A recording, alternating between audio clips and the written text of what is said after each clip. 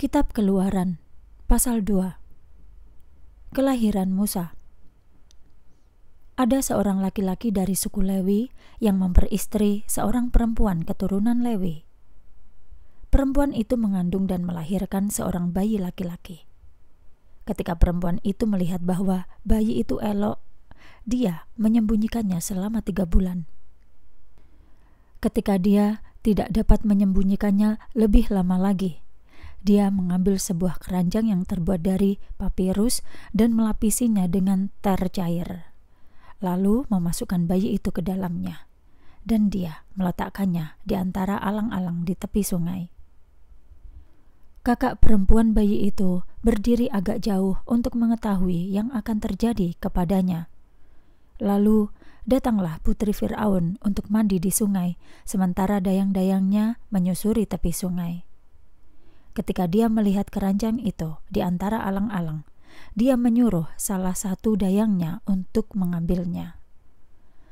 Sewaktu dia membukanya, dia melihat bayi itu, dan lihatlah bayi itu menangis. Dia pun berbelas kasihan kepadanya dan berkata, "Ini pasti salah satu anak orang Ibrani."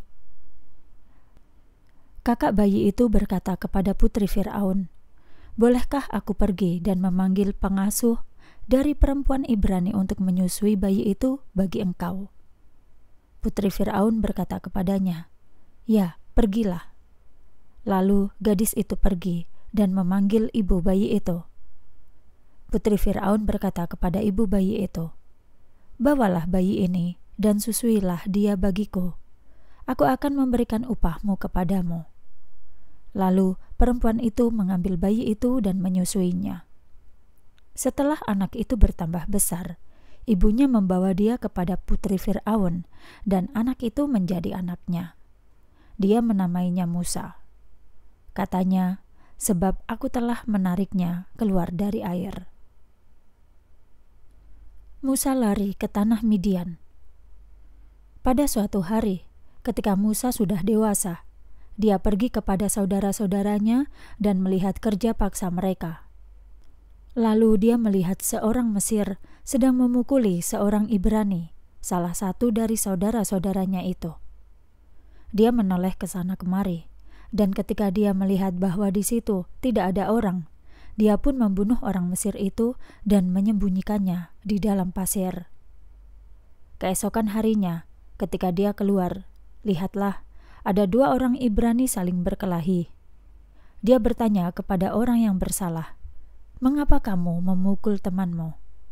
Orang itu menjawab, "Siapa yang mengangkatmu menjadi pemimpin dan hakim atas kami? Apa engkau akan membunuhku seperti engkau membunuh orang Mesir itu?" Musa menjadi takut dan berpikir, pasti hal itu sudah ketahuan. Ketika Fir'aun mendengar tentang hal itu, dia berusaha untuk membunuh Musa. Namun, Musa telah melarikan diri dari Fir'aun dan tinggal di tanah Midian. Dia duduk di tepi sebuah sumur. Imam dari Midian memiliki 7 anak perempuan. Mereka datang untuk menimba air dan mengisi palungan-palungan untuk memberi minum kawanan domba ayahnya. Para gembala datang dan mengusir mereka.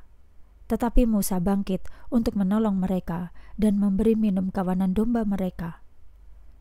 Ketika mereka kembali kepada Rehuel ayah mereka, dia bertanya, "Mengapa hari ini kalian cepat sekali pulang?" Mereka menjawab, "Ada orang Mesir yang melepaskan kami dari tangan para gembala.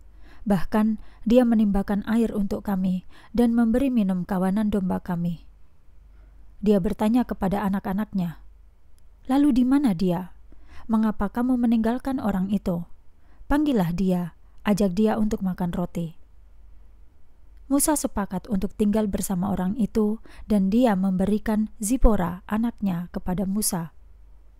Kemudian perempuan itu melahirkan seorang anak laki-laki, dan Musa menamainya Gersom, sebab katanya, "Aku telah menjadi seorang pendatang di negeri asing." Allah mengingat perjanjiannya.